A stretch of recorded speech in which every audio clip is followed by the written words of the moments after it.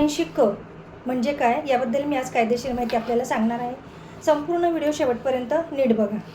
महाराष्ट्रात कुळ कायदा अर्थात ॲग्रिकल्चर लँड ॲक्ट 1948 आणि द महाराष्ट्र टेनन्सी मधील कलम 84 क म्हणजे 84 सी हे आहे। हे बेकायदेशीर जमीन हस्तांतरण इनव्हॅलिड म्हणजे illegal transfer of agriculture land या संबंधित आहे। जर कृषी जमीन अशा व्यक्तीला विकली गेली असेल की ज्याला कायद्यानुसार ती खरेदी करण्याचा अधिकार नाही किंवा हस्तांतरण कायद्याच्या तरतुदींना विरोधात झाले असेल तर हा व्यवहार मामलेदार अवैध घोषित करू शकतात। या विषयावर मी आज तुम्हाला संपूर्ण माहिती सांगणार आहे। मला अशाच एका क्लायंटचा फोन आला आणि त्यांनी सांगितलं, मॅडम कलम 84 क हे काय आहे याबद्दल आम्हाला कायदेशीर माहिती द्या। म्हटलं चला तर बाकीच्या इतर लोकांना देखील याबद्दल माहिती मिळायला पाहिजे किंवा माहिती नसेल तर यातून ते माहिती काहीतरी घेतील म्हणून मी हा व्हिडिओ बनवलेला आहे। संपूर्ण व्हिडिओ शेवटपर्यंत नीट बघा। नमस्कार, मी ॲडव्होकेट वैशाली कोराटे बोलते आहे। अनेक वेळा लोक शेतीची जमीन खरेदी करतात परंतु नंतर त्यांना नोटीस येते की व्यवहार बेकायदेशीर आहे आणि जमीन सरकार जमा होऊ शकते। अशा प्रकरणांमध्ये कलम 84 क लागू होतो म्हणजेच 84 सी। सर्वप्रथम समजून घ्या की कलम 84 क नेमकं काय सांगतं आपल्याला।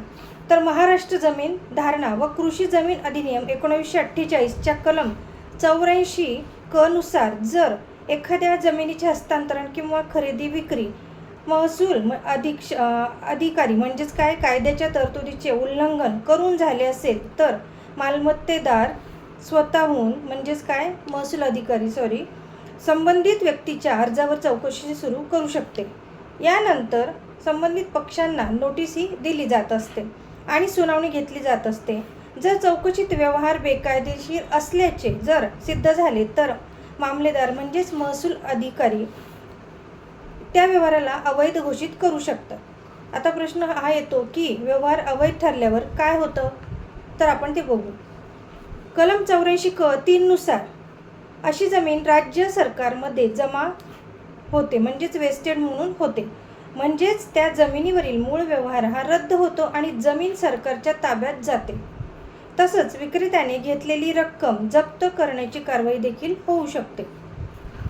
जर एखाद्या बिगर शेतकऱ्याने कायदेशीर परवानगी न घेता कृषी जमीन खरेदी केली तर त्या व्यवहारावर 84 क अंतर्गत कारवाई होऊ शकते। तसंच बनावट कागदपत्रे कायद्याचे उल्लंघन किंवा परवानगी शिवाय झालेली शेतजमीन खरेदी देखील केली तर या कलमाखाली तपासली जाऊ शकते। कलम 84 क 4 नुसार जमीन सरकारकडे जमा झाल्यानंतर ती नियमानुसार पात्र व्यक्तीस देण्याची प्रक्रिया देखील केली जात असते। प्राधान्याने प्रत्यक्ष ताब्यातील पात्र शेतकरी किंवा कायद्यानुसार पात्र व्यक्तींना संधीही दिली जात असते।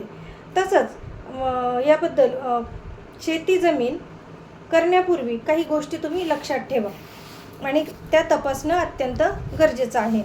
खरेदीदार शेतकरी आहे का हे सगळ्यात आधी बघा। नंतर जमिनीवर कोणताही कायदेशीर वाद नाही ना हे पण चेक करा।